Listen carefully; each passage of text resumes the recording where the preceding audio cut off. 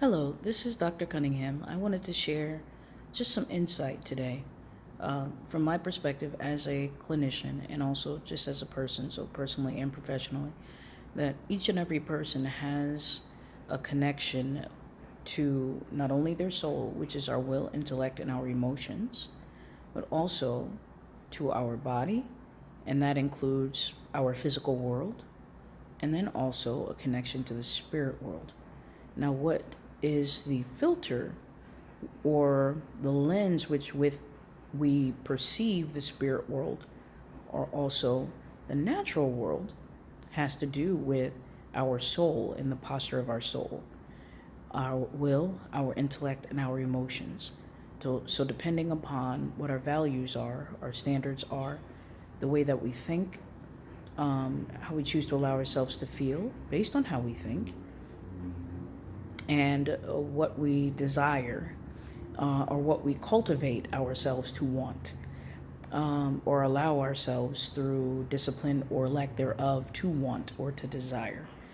And so that is a concept that I've heard spoken eloquently from Dr. Miles Monroe, the late Dr. Miles Monroe. At the same time, I do want to highlight the importance of it because it really does coincide very well with the perspective of medical family therapy or holistic approaches or wellness approaches, which is the focus on biopsychosocial and spiritual needs of a person. So that means if someone is in a space where they are balanced mentally, it doesn't mean that everything is perfect, but it just means that we have a way of being able to work through what we are thinking about in order to be able to resolve concerns, to see what is going well, to see what is not, in order to result with solutions or to draw conclusions that would allow us to be able to improve upon our lives, our thought life, our emotional life, which then translates into how we relate to others, also what could potentially occur within our physical bodies, as well as, I say, the connection to the spirit world. Because the reality is that even if people aren't necessarily as open as they could be in reality, as far as speaking what it is that might be going on internally, the spirit world, there is no lie. Meaning what is what is. So there's no hiding it. At the same time, one's ability to connect to spirituality is also translated through the soul. So depending on how people perceive what a higher being is, who God is all filtered through our will, intellect, and emotions. And that can also be framed in some ways or influenced by what is going on in the real world. So that means that even dominant narratives with regards to what God is supposed to look like, or even what gender God is supposed to be, is based upon what other people have sort of created this psychological image. So the reality of spirit is that spirit realm is unseen, except for those, and it depending upon individuals and their likelihood of understanding and believing in there being another form of sight, or a spiritual sight, or a sixth sense, or something that goes a little bit beyond just intuition, or a third eye. It depends on how you describe it, depending upon your belief system. At the same time, there is a way to be able to see beyond what we can physically see in the natural world.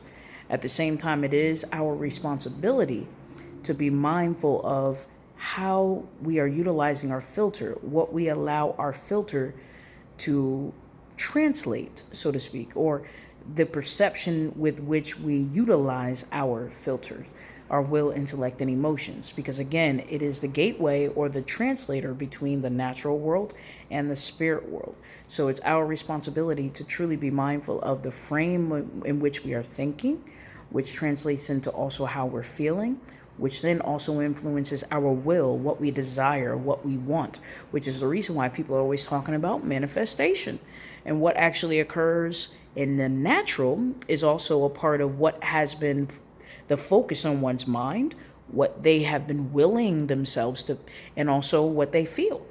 So it has to do with the combination of that, and also the influence in which the spirit realm has upon a person. or the lack thereof. So that's the reason why a lot of times people talk about clarity. Why is clarity important? Because it has to do with our soul. If the soul is focused on darkness or gookiness or what would be considered kind of like cloudy ways of thinking, then that can mean it doesn't allow the spiritual world to have influence to permeate through the soul to get to the natural realm. And then it could be the other way around too, that the natural realm in some ways may have an influence on the clarity in which the soul is perceiving things in the natural or in the spirit. So I know that might sound a little deeper than usual. At the same time, the reason why I'm saying it's important is because sometimes there can be particular thought patterns or particular thoughts that one has been holding on for a long period of time that may be a part of what is clouding one's ability to be able to see the spiritual or the natural realm in a way that can help them to be able to move forward. Now, that is a lifelong process. Again, being a human being means that we are built. God created us with emotions, with feelings, with a body that goes through different seasons and phases and stages that changes over time. So we're also having to work with that. At the same time, it's not something that limits us with regards to our ability to be able to create, to think beyond, in order to manifest something new and greater in our lives. So I certainly hope that you all have a great day and think about, not from the perspective of self-care, but soul care. How are you taking care of your will, your intellect, and your emotions during this holiday weekend? Have a great one.